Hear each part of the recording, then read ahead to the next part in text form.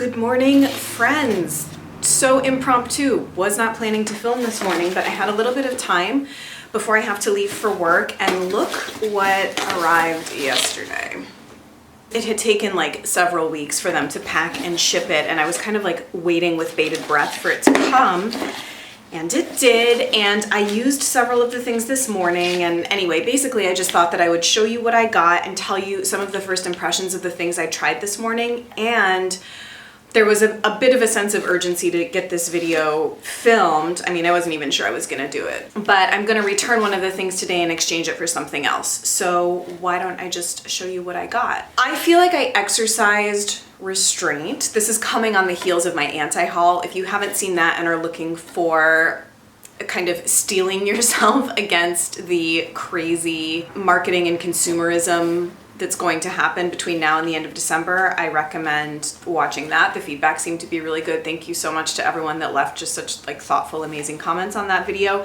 But I'm gonna show you what I got in the Sephora VIB sale. So I got one repurchase, or kind of like a restock, and it's the Bare Minerals Primetime Eyelid Primer. I just needed kind of like a fresh one of these. I've had the one that I've been using for like probably 4 years. I don't use it that often, but I do think that it's nice to have an eyelid primer around. And when I was like very deeply steeped in the eco beauty YouTube community, I feel like this was sort of a compromise among green beauty bloggers between like an eye primer that works and is like sort of eco, but you know, not 100% the way some of the other ones are. I was very tempted to get the Ilia eyelid primer. It comes in a wand, but I don't know. I had a feeling it has like shimmer in it, and it was a little bit more expensive. So I just went with an old standby and got a replacement of that. Then I've been needing a gel eyeliner pot. I haven't had one, and the only time I use a gel eyeliner is if I'm doing false lashes and I need to hide the seam of the lashes. Although more recently, if I do false lashes, I'm liking to do individuals like the Ardell's, but even that, it is nice to have a gel liner to blend in. Liquid liner and pencil just doesn't really have the same effect.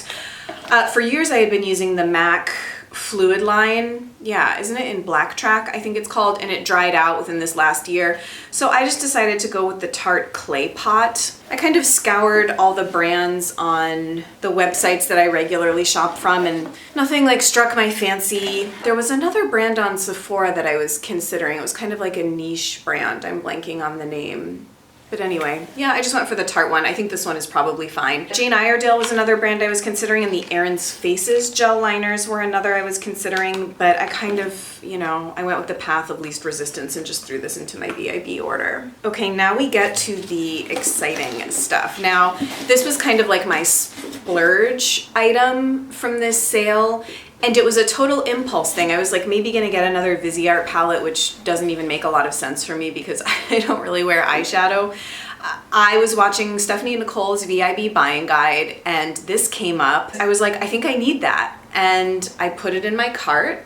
It's the Kevin Aquan Contour Book, Volume 2, Art of Sculpting and Defining. She gave this product such a massive rave just in terms of the size of the products that you get and the cost per breakdown, because as it says here, contains full-size creams and powders for contouring versatility, and the price was, it's not on the receipt, but it was like 60 something, but you have to see everything that you get. This is the packaging. It's kind of this red reptile thing. It's very nice. And this is what the product looks like. So you're getting full sizes of the sculpting powder, sculpting cream, highlighting powder, and then you get this series of shadows on the bottom. I have never tried the Kevin Aquan sculpting powder or like any Kevin Aquan face products. Maybe the only thing Kevin Aquan I've ever tried is the eyelash curler.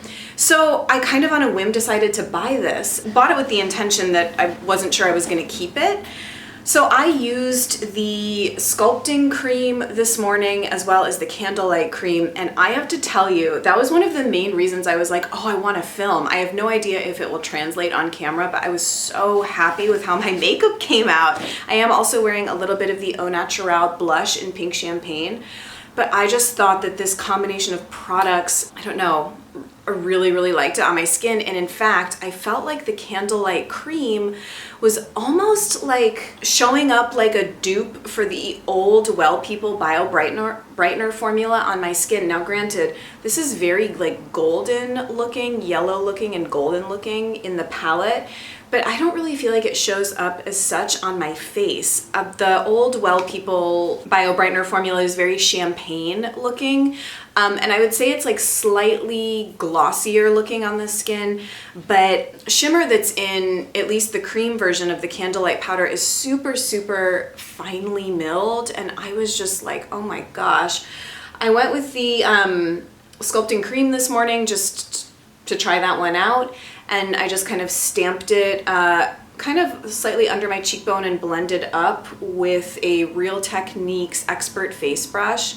Topped it with a little bit of powder blush, and I was like, oh my gosh, really like. So I'm excited to keep playing around with this and see if it is worth the money in my life, but my first impression is super positive. Keep in mind, it's just a first impression. I have a lot of playing around and trial and error to do. Then I decided to go for 2 Surratt products because Surratt is a brand I really like aesthetically. I'm wearing the Autographique liner today. I wear it almost every day, or at least 3 or 4 times a week to work. And I've been wanting to kind of try more from the line. So I decided to pick up the Releve mascara and the Lip Sleek in, is that what it's called? Yeah, Lip Sleek in, I don't know how to pronounce it, and I think it's French. Chouchouterre? We'll say Chouchouterre. So I'll start with this because I am wearing it today again, and I put it on last night just to try it. I've been on a quest to get some new nude slash light baby pink nude products for every day. I need something kind of for an everyday comfortable lip product. It was between this or I was gonna get one of the Bite matte lip crayons, and I just thought I would try something new. Now this stuff is like quite expensive. I think this was like, each of these items, the mascara and the Lip Sleek, are in the 26 to 32 range. I'm not sure exactly. So again, it's like I don't like going into buying things on Sephora thinking I'll try it and I can return it if I don't like it, but it is sort of true, you know? Put this on last night and just kind of on bare lips. It doesn't impart a ton of color, but the formula was really comfortable and nice. It stayed on my lips for about an hour or 2. And it gives like a very moisturized, hydrated look without looking like glossy, which I like.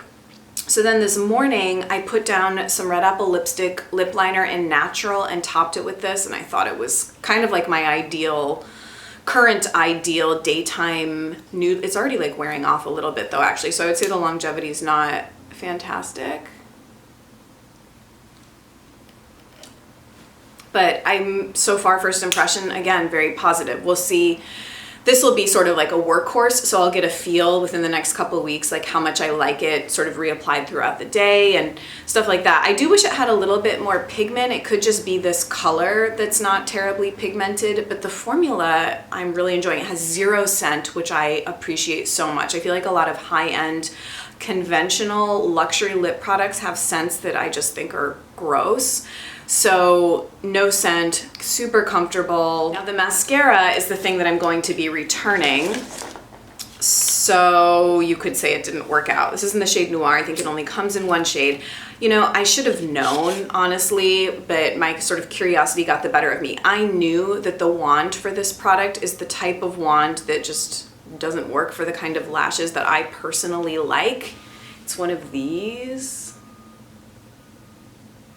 Almost like a Trish McAvoy volumizing mascara wand, the kind where you're supposed to like pseudo tight line with it and really nestle it into the base of the lashes. These types of mascaras just don't do it for me. I like fat, chunky, thick, clumpy, spidery lashes. I need a lot of volume. To that end, I have been trying the Chanel Les Volumes de Chanel. I had a sample from I think a Neiman Marcus order I placed, and I totally understand the hype with that mascara. But the reason I wanted to try this is because this is sort of, this and Too Faced Better Than Sex, this is the Tarte Lights Camera Lashes, and Too Faced Better Than Sex are like my favorite mascaras that I've ever tried.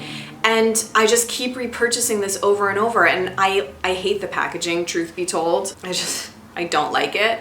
And so I'm always kind of like, what, this formula is so good. The brush just like works so well on my lashes, especially when it dries out after like 2 to 3 weeks. It just gives me like fake looking lashes when I like layer it up. But I'm constantly like looking for something else. I've sort of been tempted with the Marc Jacobs Fairy Noir or whatever it's called.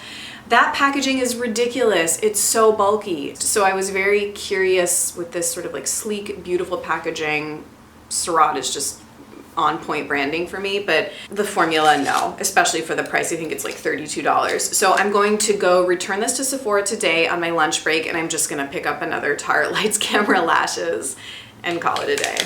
And then I got 200 Point Perks. Some of the ones I wanted got sold out by the time that I placed my order, but I got a Clinique High Impact Mascara, just I guess kind of to try. I'm not really a Clinique fan. It's not a brand that I feel at all drawn to be honest, but I guess it's always kind of nice to have a fresh mascara around.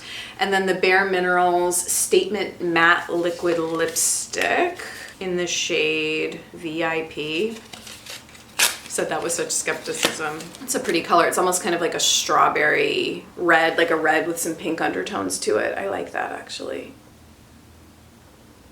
So we'll see how I like the formulas of these.